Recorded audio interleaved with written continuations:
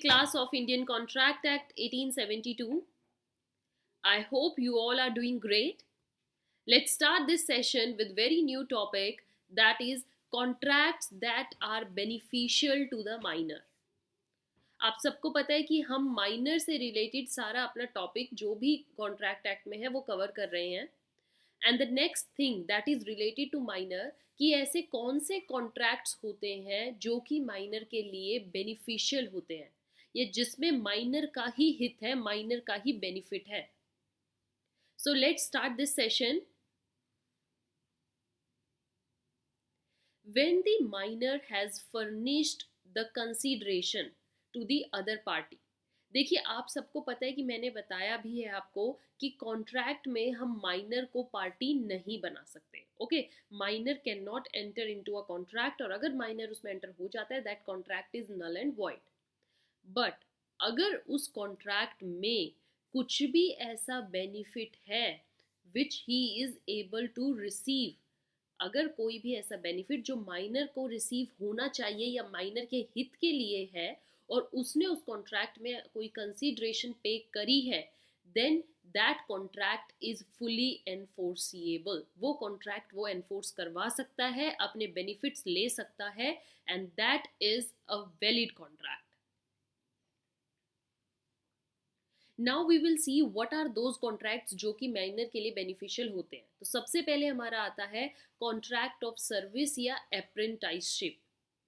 Okay, अप्रेंटाइसशिप या service से related जो भी कॉन्ट्रैक्ट एग्रीमेंट बनते हैं जिसमें कि माइनर का ही फायदा है, वो कॉन्ट्रैक्ट एनफोर्सिएबल है. अब एक चीज याद रखनी है स्टूडेंट्स, इंडिया में ओनली कॉन्ट्रैक्ट फॉर अप्रेंटाइसशिप बाइंडिंग है, सर्विस के कॉन्ट्रैक्ट बाइंडिंग नहीं है, राइट, इन इंडिया. बट अगर हम इंग्लैंड की बात करें, इंग्लैंड में बोथ सर्विस के कॉन्ट्रैक्ट भी वैलिड है और अप्रेंटाइसशिप के भी वैलिड है. तो इसमें क्या बोला गया कि इंडिया में only apprenticeship contract are binding, and under which act this come, it comes under Indian apprenticeship act 1960 के अंडर ये वैलिड होते हैं. And a contract for service India में बाइंडिंग नहीं है जैसा कि इंग्लैंड में है, इसलिए मैंने दोनों ही लिखे. इंग्लैंड के पॉइंट ऑफ व्यू से दोनों है, इंडिया के पॉइंट ऑफ व्यू से ओनली अप्रेंटाइसशिप है. अब ये कॉन्ट्रैक्ट कैसे होते, क्या होते हैं, इनका क्या फॉर्मेशन है, let's understand through a case. In Rajpani versus Prem Adib का ये केस था. यहाँ पर जो प्लेंटिफ है वो माइनर है, ठीक है. प्लेंटिफ के साथ एक कॉन्ट्रैक्ट करा जाता है बाय अ डिफेंडेंट जो कि फिल्म प्रोड्यूसर है. बट वो आप सबको पता है कि कॉन्ट्रैक्ट में माइनर हम ला नहीं सकते, तो वो प्रोड्यूसर वो कॉन्ट्रैक्ट किसके साथ करता है, उस माइनर के फादर के साथ, विद हर फादर. और कॉन्ट्रैक्ट में क्या लिखा गया कि एक एक्ट्रेस का रोल है जो कि किसको अलॉट किया जाएगा, माइनर को दिया जाएगा. ये कॉन्ट्रैक्ट बनता है. अब क्या होता है कि डिफेंडेंट लेटर ऑन क्या करता है, वो वो रोल किसको अलॉट कर देता है, टू अनदर आर्टिस्ट. माइनर को वो रोल नहीं मिलता है, और उसको नहीं मिलता है तो कॉन्ट्रैक्ट क्या हो गया माय डियर स्टूडेंट्स, टर्मिनेट हो गया, खत्म हो गया. नाउ ये अब जो फादर है वो कोर्ट में जाता है माइनर को लेके कि मेरे बेटे के लिए ये कॉन्ट्रैक्ट था, उसको ये एक्ट्रेस का रोल मिलने वाला था, बट फिल्म प्रोड्यूसर ने दे दिया किसी और को. तो अब बताइए क्या उसको कोई रिलीफ मिलेगा, यहाँ पर बेनिफिट तो है ना माइनर का, बताइए मिलेगा कि नहीं. तो हाई कोर्ट ने क्या बोला कि दैट नीदर शी, ना ही वह ना उसके father, could have sued on the promise. सिर्फ इस चीज पर वो स्यू नहीं कर सकते, दोनों ही बाप बेटी नहीं आ सकते, उनको कोई रिलीफ नहीं मिलेगा. Why, if it was a contract है और वो प्लेंटिफ माइनर के साथ होता तो ये तो कंप्लीट नल है, बिकॉज हम माइनर को पार्टी बना ही नहीं सकते. एंड सेकेंडली अगर वो किसके साथ किया गया है, फादर के साथ, ठीक है, बेनिफिट. तो मैंने आपको वेरी फर्स्ट लाइन में क्या बोला था, फर्निश्ड विद द कंसीडरेशन, कि कंसीडरेशन कुछ होनी चाहिए.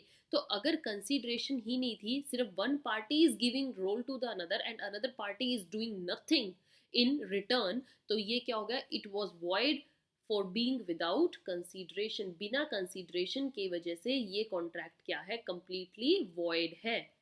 And this is a contract for service, और ये एक्चुअली में देखा जाए तो सर्विस का अप्रेंटाइसशिप का भी नहीं है, तो इंडिया में सर्विस से रिलेटेड कॉन्ट्रैक्ट तो बाइंड होते ही नहीं है in case of minor,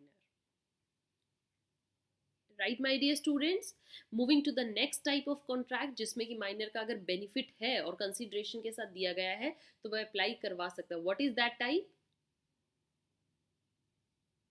contract for marriage.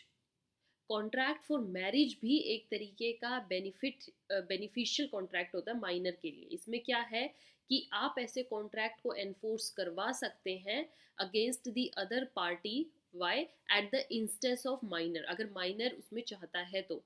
क्यों? क्योंकि contract of marriage is for the dash of the minor. किसके लिए बनता है ये? For the benefit of the minor. However it can not be enforced against the minor. हाँ, minor के against आप एनफोर्स नहीं करवा सकते, बट माइनर एनफोर्स करवा सकता है किसी और पार्टी के अगेंस्ट. ओके, सपोज कीजिए माइनर के फादर थे ए और एक फादर था बी. उन्होंने अपने बच्चों की मैरिज के लिए कॉन्ट्रैक्ट किया जिसमें कि ये बोला गया था ए अगर बी को पैसे देगा कुछ तो बी अपनी डॉटर की शादी ए के बेटे से कर देगा. ठीक है, लेटर ऑन जब ये बात बाद में आती है, जब माइनर को पता लगता है तो माइनर इस कॉन्ट्रैक्ट को कोर्ट में एनफोर्स करवा सकता है. All right. Now the third was minor in a partnership. अब पार्टनरशिप से रिलेटेड तो देखिए हम इसको बहुत अच्छे से डीपली डिस्कस कर चुके हैं. Still I will make it clear here also, but the students I will tell you again कि पार्टनरशिप एक्ट का हमने कंप्लीट सिलेबस कवर कर लिया है. Playlist is in the channel, आप जाइए सर्च कीजिए. इंडियन पार्टनरशिप एक्ट 1932 से रिलेटेड कंप्लीट सिलेबस की सारे सेशंस वीडियो आपको मिलेंगी. You can cover your syllabus there. और माइनर से रिलेटेड वहाँ बहुत अच्छे से मैंने डिटेल में सब कुछ समझाया है. Now this act says that section 4 जो कि इंडियन पार्टनरशिप एक्ट 1932 का है, इट स्टेट्स कि parties to a partnership agreement, देखिए सेम वे है, एग्रीमेंट में कैपेसिटी के साथ ही आना जरूरी है. कैपेबल होंगी पार्टीज तभी वो कॉन्ट्रैक्ट में आ सकती हैं. और हमें पता है कि माइनर कैपेबल नहीं होता, सो minor can not become a party. Agreement में नहीं आएगा पार्टनरशिप. एंड इफ अगर ऐसा होता है तो एग्रीमेंट क्या माना जाता है? Agreement is completely void. ठीक है, तो मतलब हम माइनर को एज अ पार्टनर एग्रीमेंट में नहीं ला सकते. But one thing must be taken care of, minor जो होते हैं can be admitted to the benefits of the partnership.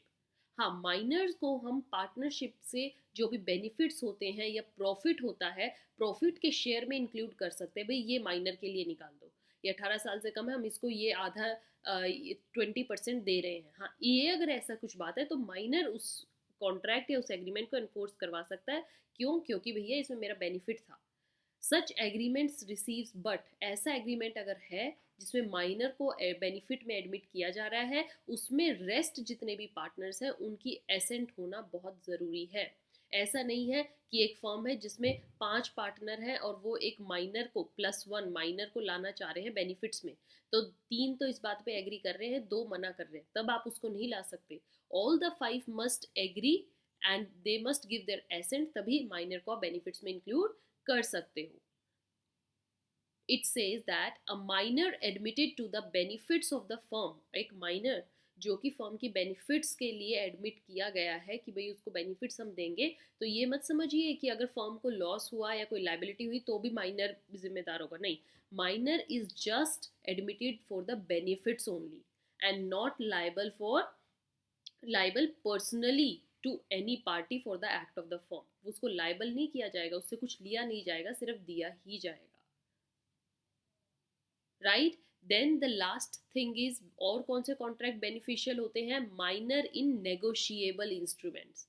Negotiable instrument act भी हम करेंगे माय डियर स्टूडेंट्स, ये भी बहुत इंपॉर्टेंट है और इसको स्किप नहीं करेंगे. स्टे ट्यून्ड इसके लिए भी. इसके लिए मैंने थोड़ा टाइम लास्ट में इसलिए रखा है क्योंकि ये इतना इंपॉर्टेंट एक्ट है. पहले आप बेसिक चीज़ें समझ जाएं ताकि नेगोशिएबल में जो टर्म्स यूज होंगी आप एकदम से उसके लिए रेडी नहीं होगे, प्रिपेयर नहीं होगे, तो इसलिए हम नेगोशिएबल इंस्ट्रूमेंट लेंगे after this contract act. Okay, now according to this section 26 of negotiable instrument act, अभी के लिए सिर्फ ये याद रखिए 26, नेगोशिएबल इंस्ट्रूमेंट एक्ट 1881 का क्या कहता है कि जो माइनर होता है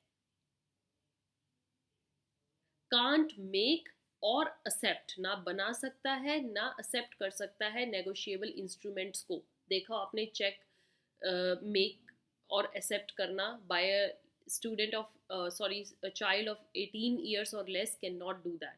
But yes, what can they do? They can withdraw कर सकते हैं पैसे, endorse कर सकते हैं money को, next deliver कर सकते हैं, या फिर negotiate कर सकते हैं negotiable instrument को. Just can't do make or accept. However, his such act binds all other parties except himself. वो खुद बाइंड नहीं होते but other parties bind to this. Right, my dear students? So with this, we discussed all the major contracts that are beneficial to the minor, and I hope you understood clearly what is the position of minor in Indian Contract Act. Right? So stay tuned for the next one. Till then, have a good day. And PDF of this session is available on Telegram. You can go there and search with the same name, Learn with Nishman. You will find all the PDFs of